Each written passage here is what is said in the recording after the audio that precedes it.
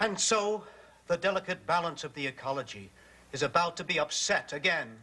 And that which we have always taken for granted may no longer be. I refer, of course, to the lowly rutabaga. Experts predict that within this century, the rutabaga will disappear from the national diet. No. And why, you ask? Why? Consumer disinterest, apathy, and in some cases, believe it or not, open contempt. No! How have we arrived at this pretty pass? Tell us, Lester. Listen all this week for my 5-part gloves-off, no-holds-barred commentary, Rutabaga, the vanishing vegetable. Say hallelujah, brother, I believe. Hallelujah! Now the Johnny Fever radio broadcast. Amen, and thank you, Lester Nessman, patron saint of the perpetually strange, here on WKRP. Now that you got all us vegetable worshippers whipped into a frenzy, let's take a little ride, shall we? This one goes out to a special little tomato that's dear to the doctor's heart. Les, you're supposed to clear these little surprise documentaries with me first, remember? Then they wouldn't be surprises, would they? Now, he's really on to something this time, Travis. You know that they are clubbing baby rutabagas for their skins? This is serious, John. That's debatable, Les. Les, your stories always seem to have kind of a, how shall I put this? Barnyard aroma? Yeah. You never seem to do any people stories, Les. Like what? Like this. What's this? That's the number for the Northside Children's Clinic. They got some sort of money crisis down there. Well, so what? Well, so I want you to do a story on that. Oh, give me a break. Oh, Les, it's a chance to do something nice. It'll keep us looking good during the rating period, and it'll make a poor little old lady very happy. This is a pet project of Mother Carlson. Andy, Lester, I know it's hard to believe she's more interested in sick kids than rutabagas. But it is her station, so let's make her happy. Who knows? Maybe she'll put some walls up for your office. I'll find a way to work it in. What a guy. John, play the hits. You know, I like to eat those things raw with a little salt. Baby, if you've ever wondered whatever became of me. I'm living on the air in Cincinnati, WKRP. Got kind of tired of packing and unpacking, town to town, up and down the dial. Maybe you and me were never meant to be. Just maybe think of me once in a while. I'm at WKRP in Cincinnati.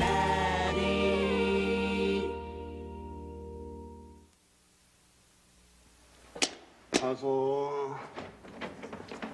Oh, Venus, would you help me with this, please? What is it? It's my convention kit checklist. Here, just read that off. Joy buzzer? Right. Joy buzzer. Tie that lights up. Gotcha. Tie the lights up. Huh? Duck call. Duck call. Duck call. Duck call. Welcome. Whoopee cushion. Perfect cushion. What is the whoopee cushion? Uh-oh.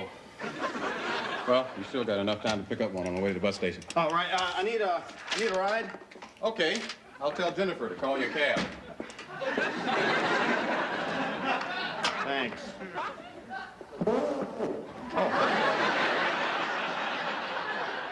There you are, you little devil. Well, au reservoir, Nessman. Oh, bye, Herb.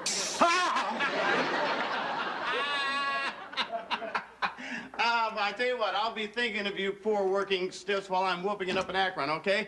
No. Oh! What is that? I think whooping is against the law in Akron. That was a joke. Something wrong, Les?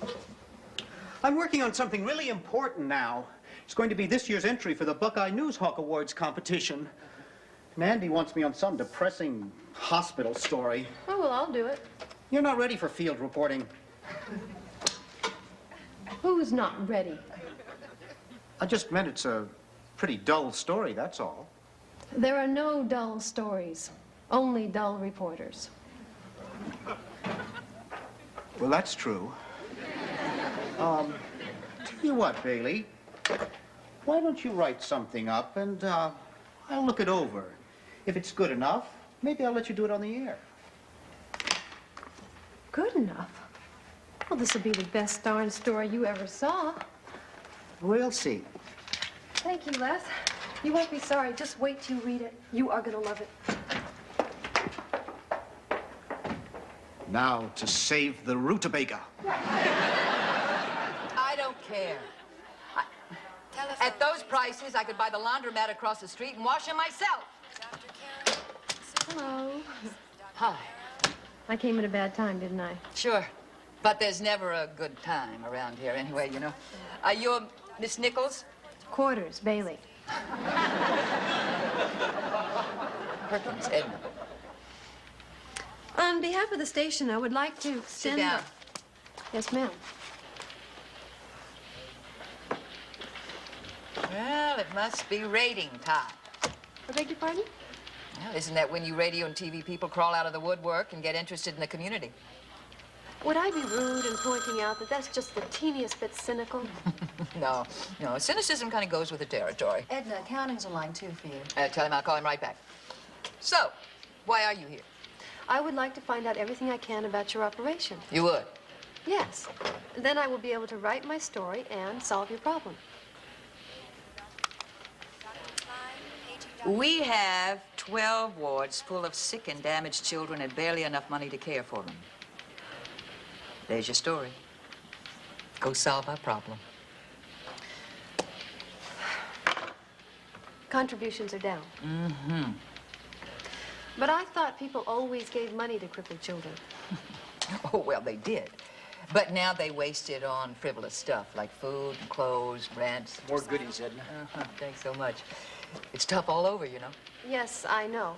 But I think my story will make more people aware of the problem. Honey, excuse me, but there is nothing your station can do that's going to bring the kind of money that we need. Well, I don't see why you can't... We need a research lab. We need hundreds of thousands of dollars in equipment. We need somebody who answers the phone. We need to be able to do the kind of work here that's really going to help these kids and not just put Band-Aids on them. Yes, but a story on the radio can really help. Excuse me, but we have had umpteen stories written about us. Do you think one more will hurt? No, I just don't believe it will help. Well, I do. You do you? Yes. Because if it won't, I really don't have time. Trust me. Oh, what the hell? Come on, I'll show you around. Hold my calls. Have you ever been to a children's hospital before? Mm-mm.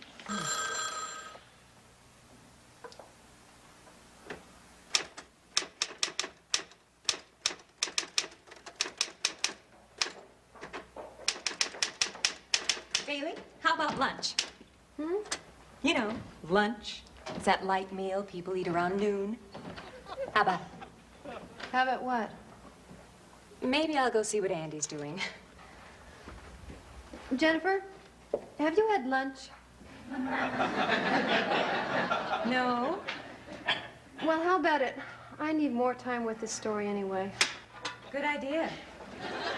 Jennifer, I went to Northside Children's Clinic today, and you will not believe what I saw. Oh, I went... Hi. I took a tour of the ward.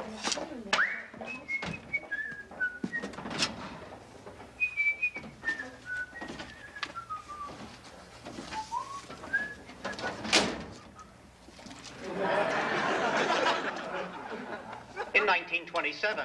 And finally, there's the story of Floyd Lattimore of Terre Haute, Indiana. In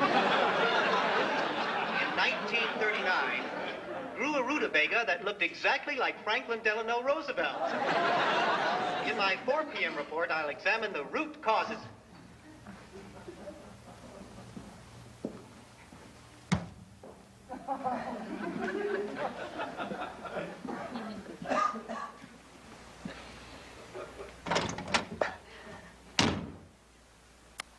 Rutabaga. Hello, Andy. I thought we agreed not to mention vegetables on your newscast, Les, until after you did the hospital story. Well, as a I matter of told fact- you this was important to Mother Carlson. That makes it important to me, Les. So you will not mention rutabagas on this station until after you've done the other story. Got it? But I promised my fans that at 4 o'clock All right. Hospital at 2, rutabagas at 4. Deal? Well, A nice set of walls sure would look good in here, Les. deal. Andy.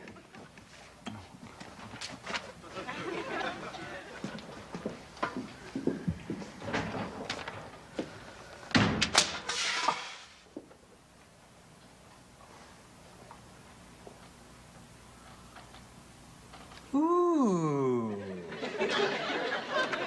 My tour of the wards was something I'll not soon forget. Everywhere I looked were young faces filled with promise that will not be realized. Dreams that will never come true. But the event that summed up the experience for this reporter came as I was about to leave. I felt a tug on my skirt.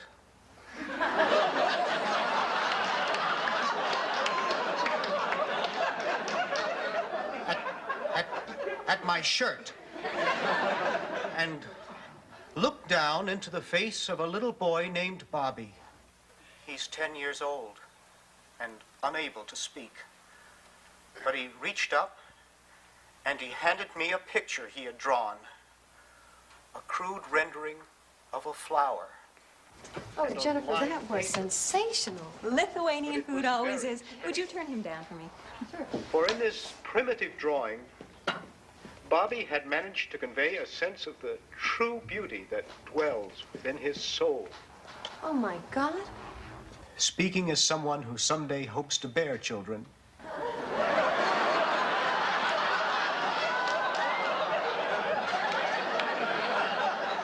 to bear children on my shoulders. Men do that, you know. I would like to say that I'll never forget little Bobby. And I'll cherish his flower always. This is Les Nessman reporting. You mean Les stole your story? Word for word. Well, I'm going right back there right now and tell him exactly what I think of that. No, don't do that. You're right. You should do that. Boy. I'm not going to tell him. And Jennifer, I wish you wouldn't say anything. Bailey, you have to stand up for what's yours. The You can't story's just a let... fake. What? I made it up. There's no picture, no flower, and no... Bobby. Right. Oh, Bailey, we could lose our license over this. I know. Nessman? He did? Well, I mean, I know he did. I know all about that. Matter of fact, I was kind of behind the whole thing myself. You do? Oh, sure, anything you want. Hello. Bye, Mom. She wants me to give Les a raise. Excuse me. I just got off the phone with several contractors. Here are 3 competitive bids. For what? Walls, of course. Walls? Well, Andy promised them to me in exchange for that hospital piece I did. Look, I don't know about walls, Les, but I do know that you're going to be earning an extra $25 a week effective right now. Okay. You know, I think walls for him would be a good idea. Big padded ones about that thick. The Cincinnati Enquirer just called. They want to run our hospital story in tomorrow morning's feature section. Verbatim? All except the part about less bearing children. Hot dog, we're finally going to get this thing on the map in this town. Oh, but did you tell Les? Well, no, I thought I'd better tell you first. You know, this could be just the public service campaign thing we need to tie the station into. This could be very, very big. Oh, yeah. Or not. Well, why not? Well, we might just be exploiting that little boy. Oh, no. Oh, heck no. Best thing that ever happened to him. Oh, yeah. We get him up here and then we'd take some pictures of him. Right underneath the call letters. Heck, we'd probably even take him out to lunch. I have something to tell you. However, I promised that I wouldn't, so I guess I shouldn't, even though I should. Did you understand that? Perfectly. What's this about Les having babies? That was a rotten thing to do, Les. That was my story. I never said you could do it on the air. Yes, you did, if it was good enough, remember? Well, it needed work. Hogwash. You didn't change a comma. Boy, Les, we got some good news for you. Les, your story about little Bobby is going to appear in tomorrow's Cincinnati Enquirer. And it's going to read by Les Nessman, news director, WKRP Radio. Huh? My gosh! Isn't that terrific, Bailey? Congratulations, Les. You know, Bailey helped me with some of the basic research. Perhaps I should share the byline with her. Well, that's very nice of you, Lester. No. That's okay. I didn't do all that much. Of course you did. No, I didn't. Did? Didn't. Did? No, listen, both of you play nice now, kids. Look, I got to call Mom back, let her know what's happening here. Oh, boy. You know, Bailey, if you did have something to do with this, you should take part of the credit. Yeah. What's wrong with her? Perhaps she's not ready for the limelight. Well, I'll talk with her about it. No. That's all right. I'm the news director. I know how to handle my reporters. All right, then you do it, Les, and once again, thanks a lot. Hey, super job. Believe me, Andy, it was nothing.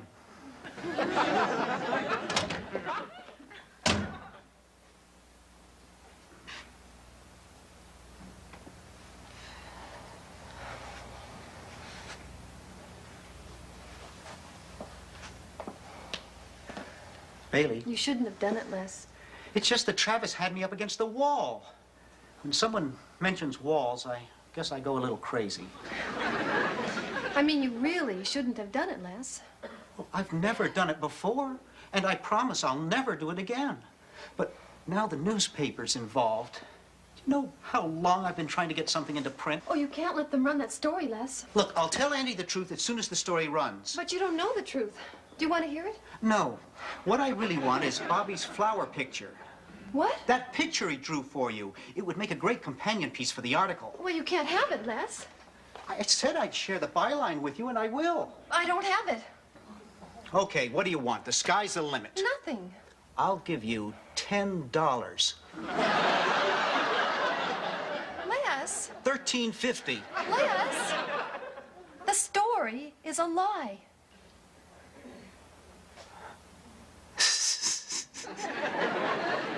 Kidding. Mrs. Kidding. Darn it all, I never know when you people are trying to kid me. This isn't kidding? Oh, my. Oh, my. Well, I was going to rewrite it. I think. You think? Well, I'm pretty sure I would have. If he hadn't stolen it. Objection? One does not steal what is on one's desk. Les. Did you, or did you not, knowingly commit falsehoods to paper? I did. There you have it. The journalistic integrity of my news department has been compromised. You know, Les, while we're on the subject of journalistic integrity, I want you to go to your desk, get out your dictionary, and look up the word plagiarism. All right.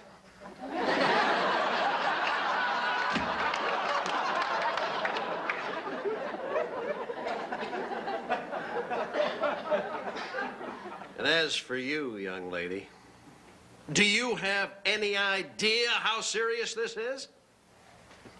How serious is it?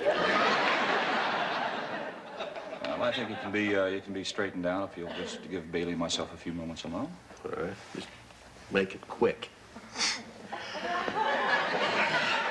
Sir, in here.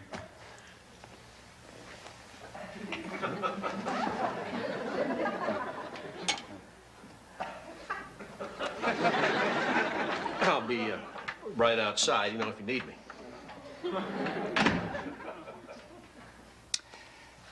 Accepting for the moment the idea that you think you wouldn't have run that story. That is the truth. Well, then why did you even write it that way? Because I didn't know any other way. There must have been a dozen ways to write it. Why didn't you use a real kid? I went down there expecting to see little kids with high temperatures and casts on their arms. And? I saw a 4-year-old burn victim. I saw a 6-year-old girl with leukemia. I saw a little boy who was allergic to his own skin. Oh, Bailey. I couldn't pick out just one, and I couldn't begin to describe them all, so I just put them all into Bobby. I see. The only thing I really made up was that stupid flower picture. It was a nice touch, though, Bailey. Plagiarism. An act or instance of plagiarizing. Something plagiarized.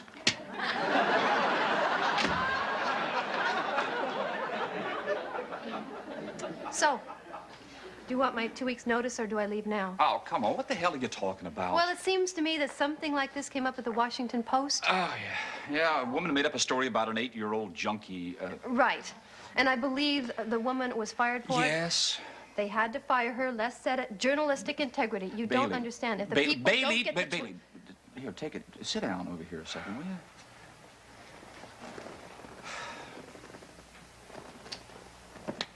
I don't know how to break this to you, but this is not the Washington Post. So? So there's Washington Post integrity, there's WKRP integrity. Well, I don't see the difference. The difference is we have our own brand of the stuff around here. This is the station that has employed Herb Tarlick for the last 16 years. Don't talk to me about integrity. But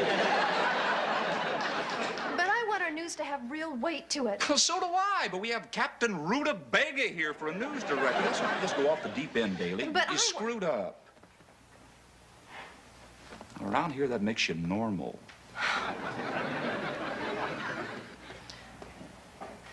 So, what do we do about the license? We keep our mouths shut, and we never mention it again. And the newspaper? I'll take care of that. Are you sure you want to do this? Absolutely. Okay. Bailey? You ever do that again, you'll be the best-looking reporter on the unemployment line. Right. Best looking? Travis, what did you do to Nessman? Huh? Nothing. Why? Well, he came in this morning. He said he was through with vegetable stories forever. Oh, fantastic. The blood of the rutabaga is on your hands, pal. Good morning. Oh, Bailey, did you see it? See what? Your byline. I thought you said you took care of it. I did. I wrote that little prologue right there. The following article by WKRP reporter Bailey Quarters describes her thoughts and feelings after touring Northside Children's Clinic. The character of Bobby is actually a composite of all the children Miss Quarters met that day. And they still wanted to run it? Yep. Oh. Bailey! Edna! Everybody, this is Edna Perkins from Northside. Oh, Hi. That's nice. Hi. Well, I just wanted to thank you for the story. We loved it. Oh, well, I'm sorry about that part about the flower. Sorry? That flower picture was worth 6,000 contributions this morning. Well, I didn't even get one. No. You got about 87 of them right here. Yeah, I taped the show when it ran, and then I visited the wards and played it for the kids. So they wanted to do these for you. Oh, that's terrific. Oh, they also sent some for the funny man who read your story. That would be Les. Hey, you know, speaking of Les, does anyone have any idea how he's taken the article? I'll bet he's suicidal. Not really. When he came in the booth a few minutes ago, he said we should watch for his byline tomorrow. It's difficult to describe the feelings this reporter had as he walked through the pens. But I felt a tug on my pant leg. And I looked down into the face of Harold, a little razorback hog, blind since birth.